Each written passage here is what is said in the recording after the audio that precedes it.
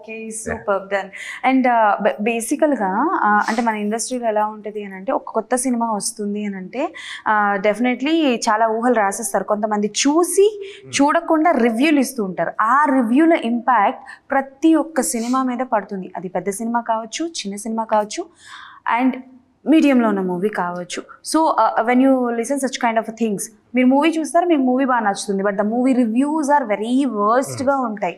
So దానివల్ల అంటే దాని మీద what is your opinion all about reviews? నేను అంత నమ్మనండి రివ్యూస్ని. సో అంటే ఈ మధ్య ఇంతకు ముందు ఏమి మనకి సోషల్ మీడియా కానీ ఇంటర్నెట్ ఇంత యాక్సెస్ లేనప్పుడు మేబీ డిపెండ్ అయి ఉండొచ్చు అంటే ఓకే ఒక రివ్యూవర్ మీద. బట్ రైట్ నౌ ఇంత యాక్సెస్ ఉండి ఇప్పుడు ఒక సినిమా వస్తుందంటే దానికి ఒక టీజర్ వదులుతారు, దానికి సాంగ్స్ వదులుతారు, దానికి ట్రైలర్ వదులుతారు, గ్లిమ్స్ అంటాడు, అదంటాడు, ఇదంటాడు, 100 కంటెంట్ వస్తుంది. అది నాకు చాలు.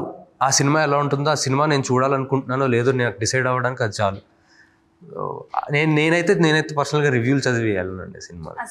బేసికల్గా మీరు సమ్ ఏదైనా రివ్యూ విని సినిమా చాలా బాగుంది, మీకు చూసారు, మీకు బాగా నచ్చింది, బట్ బయట మాత్రం రివ్యూస్ ఆర్ వర్స్ట్గా ఉన్నాయి ఆర్ ఎల్స్ కొంచెం సోసోగా ఉన్నాయి, అలాంటి మూవీస్ ఏమైనా ఉన్నాయా రీసెంట్ టైంలో చూసినవి ఏవైనా?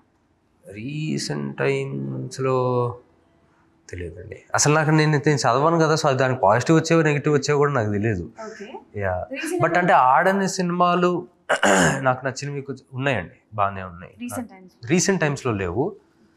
నాకు నేను ఒక్కడనే చాలా ఇష్టం, సుకుమార్ గారిది.